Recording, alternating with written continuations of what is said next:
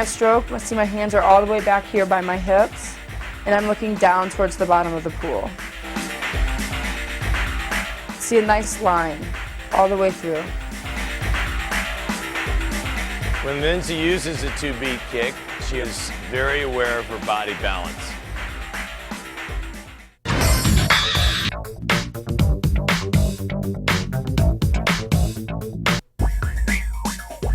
The most important thing in swimming is your streamline. It is the fastest point that you'll ever be in your entire race when you push off the wall, when you dive in on your start. Now, it's very important to streamline not only that you have one hand on top of the other, but you're squeezing your ears. You want to make sure that it's a nice straight line no matter what position that you're in. We want to get the shaft of her arrow or her silhouette as tight as possible. So she keeps her line from her fingertips through her toes, and then she gets as tight as she can, particularly here through her lats, and rounds her back slightly. The diameter as small as possible.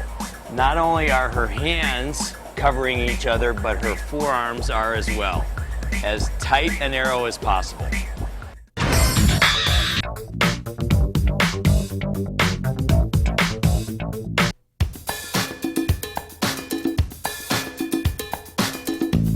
Now we're going to focus on the start. For me, it's not one of my specialties and not one of my strong points, but I'm still working on it and trying to make it better each time I get in the water. The first thing you want to do is when you're behind the blocks, and in my case, that's kind of when I decide that I need to settle down and start thinking about my race. And then I prepare myself to swim the best I possibly can at that given time.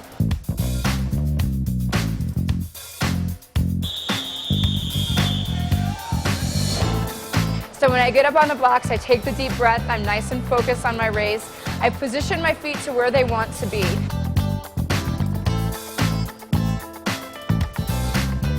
When you come down and grab the blocks, you want to make sure that your arms are straight, they're not bent, and you want to make sure that your entire hand is over the block.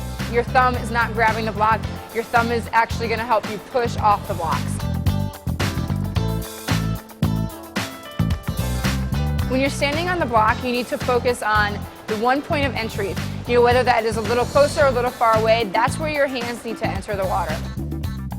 If you have a tendency like me to lift your head, if you find that point of entry, you won't overextend your head and you won't lift your head too high out of the water because you'll always be looking at that point of entry. As I get ready to go in, I've already found my spot that I'm going to enter the water in. I take a quick peek, my head goes right back in the streamline, and my whole body goes in the same hole.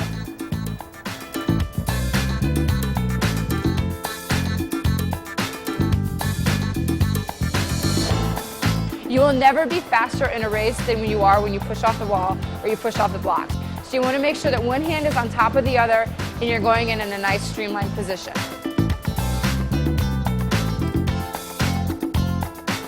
In order to get yourself to come up to the top, you want to make sure that you're not lifting your head up out of your body position, that you're lifting the back of your neck, and that'll help you get to the surface.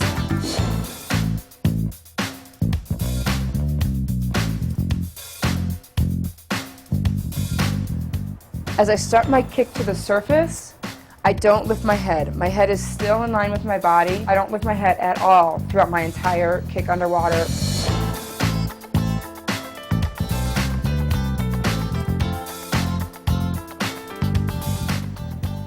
Again, I find my point of entry, my feet drop down. I start my kick a little too soon on this one, but look at how I get the flipper effect with my feet and my ankle flexibility.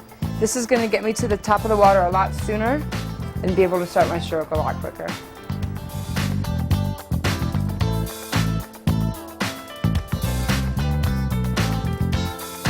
As I break out of the water, you notice that my head isn't coming up first, but my arm. My head is still in line. The most powerful stroke of your race is right when you come out of the start.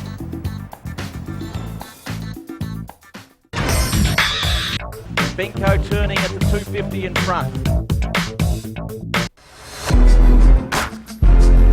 Next we're going to work on turns, which is also another extremely important part of your race. If you're a sprinter, you only get one turn, you better make it good. If you're a distance swimmer and you get 12 turns, you better make them good. The first thing that I like to think about when I'm doing a turn is I'm 6'1", And so I need to try to get around as fast as I can compared to the next person who is not so tall as me. So what I try to do is make sure that I'm not looking up at the wall. I want to make sure that I'm finding a spot on the bottom of the pool that I can look at that can help me rotate on my turns. If I'm looking up and I'm coming out of body position, it's only going to make me slower. I don't want to breathe into the turns because then that throws off my body position and I'm not diving my head down and tucking my chin into my chest, which is going to make me rotate and going to make my hips come over faster.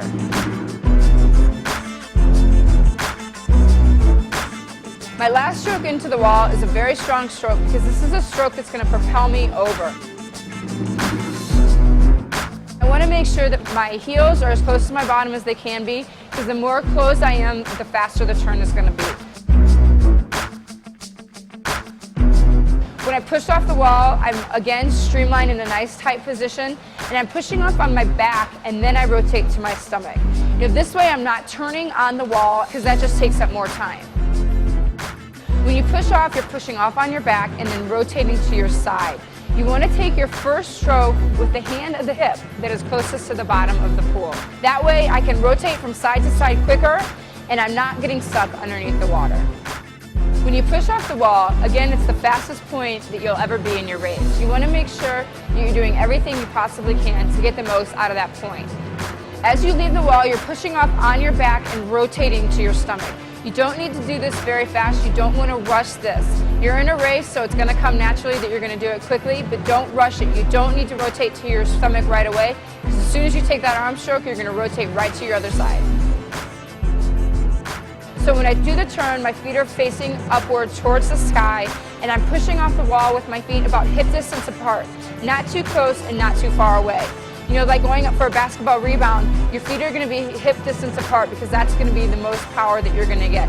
You're not going to go up with your feet close together, and you're not going to go up for a rebound when they're really wide apart. So try to think of it as, you're going for a rebound in basketball, and you're really trying to get as much power as you can possibly get. This is a teaching progression of freestyle turns. We start off with a mid-pool somersault. You lay flat and look at how my body is in its flat position. My head is looking down because I never lift my head into my turn.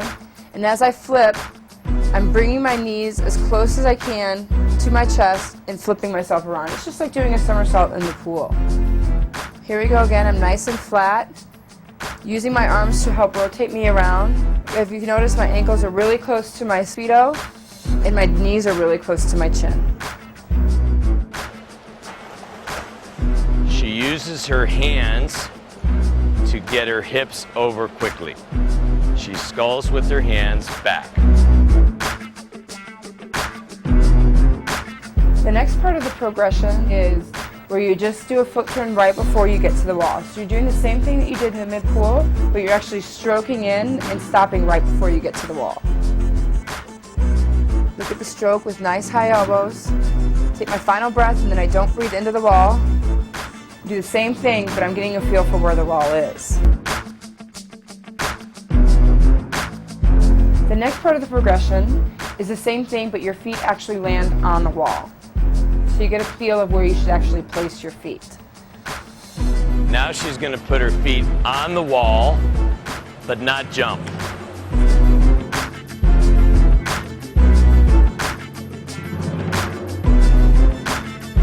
The next part of the progression is when you do a flip turn, but you push off on your back. You want to get the feel of pushing off with both your feet facing the ceiling.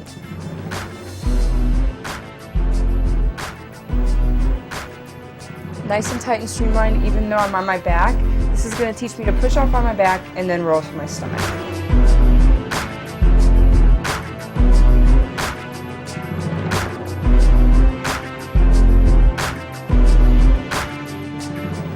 Here we're going to show the whole turn. And now how I roll to my side. Nice and tight and streamlined. You want to make sure when you do your turn, you place your feet hip distance apart with your toes facing the ceiling.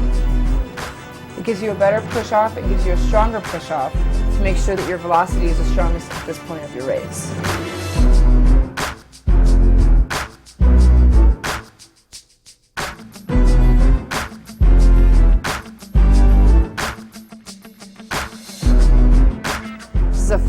turn, not breathing into the wall, dropping my head down, not looking up for the wall, keeping my head in line, and pulling with the hand of the hip that's closest to the bottom of the pool.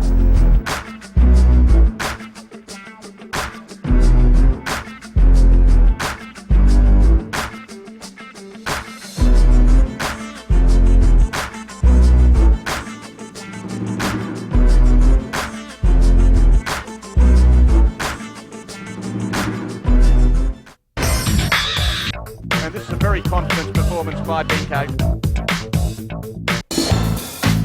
Every single day in practice, you can work on great finishes when you're finishing a set or even when you're just practicing. You know, I've only lost one really important race by 1/10 of a second. Can't even tell you how many I've won, but I do remember the ones that I've lost.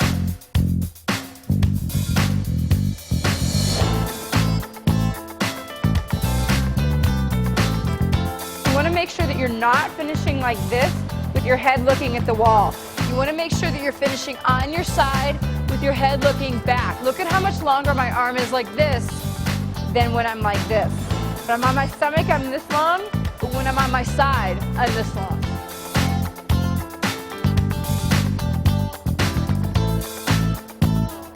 If you look, I take my last breath before the flags. I'm not breathing into the wall. I'm turning on my side, and my head goes to my shoulder.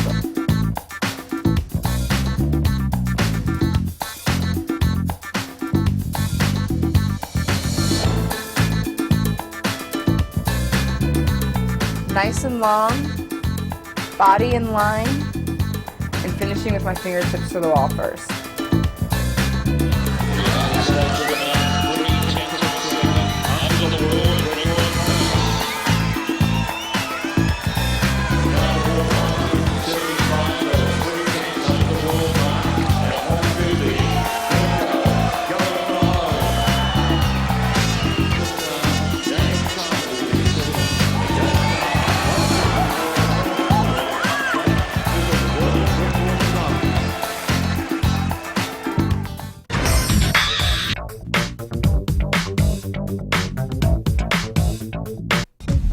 I want to talk to you guys about the importance of strength and flexibility.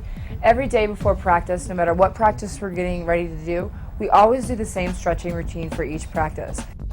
Since I've been at USC for the past 9 years, my flexibility has gotten much, much better, and I feel like that's helped my swimming ability. These are a few stretches that we do every morning and every afternoon before we get in the water. You know, just light stretches, but making sure that we're warming up our shoulders, warming up our hips and our legs, and our ankles especially, just something that we've worked on a lot in the past couple of years that I feel like has made me a much better swimmer. As a swimmer, you especially want to make sure that you stretch out your shoulders. These are a few shoulder exercises that we do every day before we get in the water.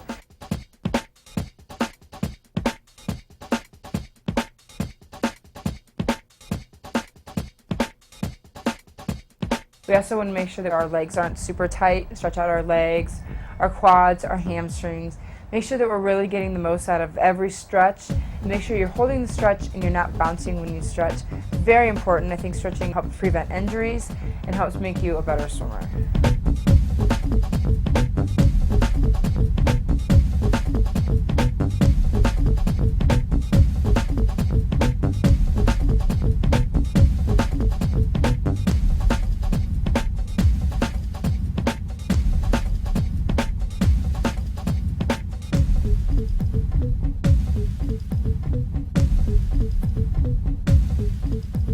We also want to make sure that we stretch out our ankles.